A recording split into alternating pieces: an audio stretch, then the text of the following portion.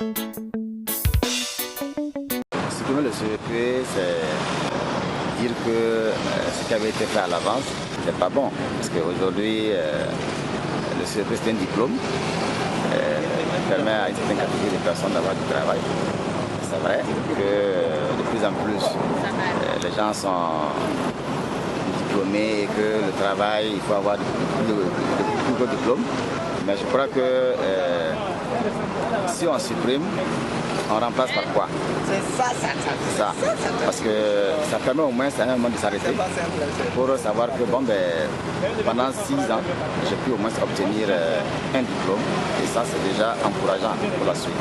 Mais s'il faut aller directement du primaire jusqu'aux choses au BPC, bon, ça fait long et ça ne permet pas de sortir pour chercher du travail.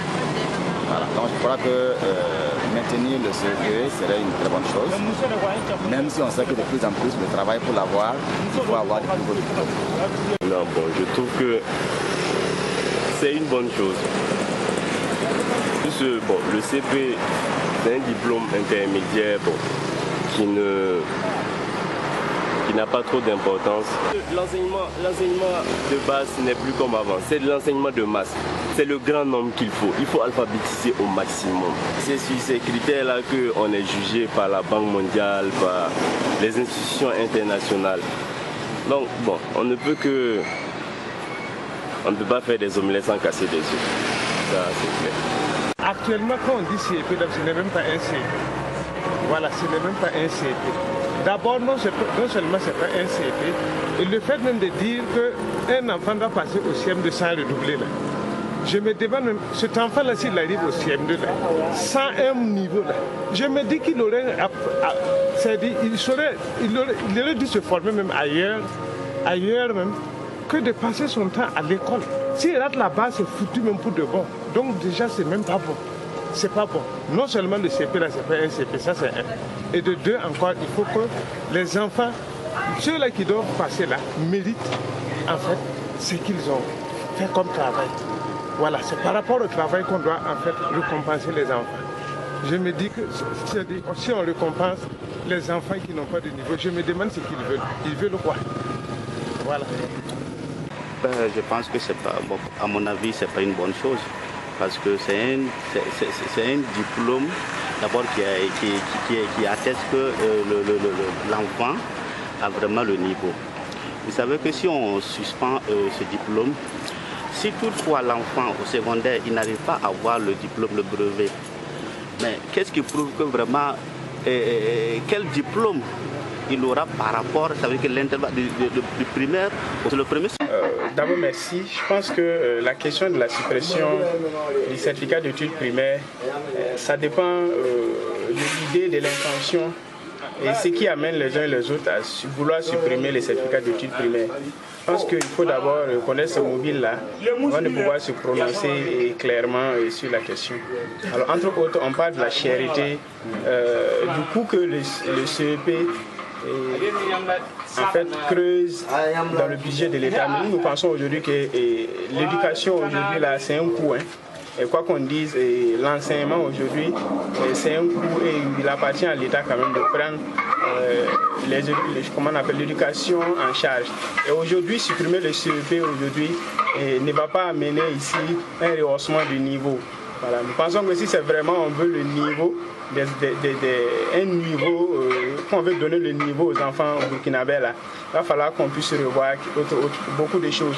D'abord même à commencer par le formateur des enseignants, le mode de recrutement des enseignants et plein d'autres choses. Voilà qu'aujourd'hui on supprime le CEP pour dire que non, ça empêche l'enfant d'aller en 6e. Mais est-ce qu'aujourd'hui, si on fait une statistique par rapport aux élèves qui sont au CM2, nous avons suffisamment de sérieux pour récupérer tous ceux qui vont venir du CM2? Nous pensons que ça pose problème. Et il y a aussi des crises d'enseignants.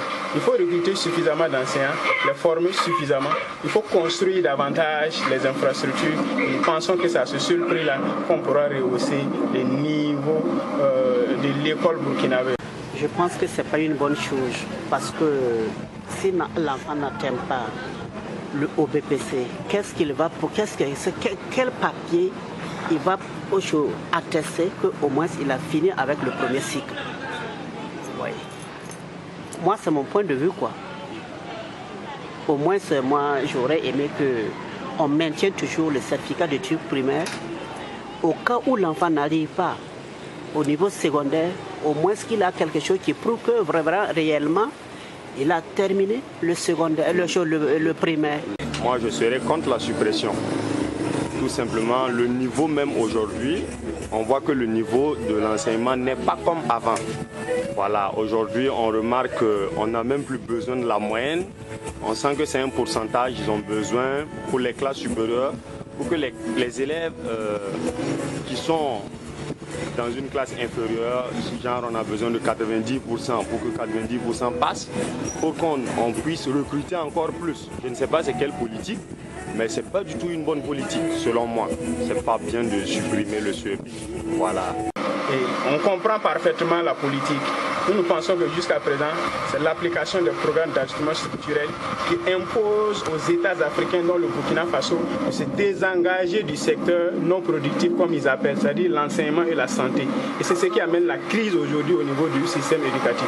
Tant que nous n'allons pas prendre des mesures radicales contre les programmes d'ajustement structurel, nous allons toujours chevaucher dans un baisse de niveau que nous constatons et qui, aujourd'hui, il faut le dire, est en train de s'accroître.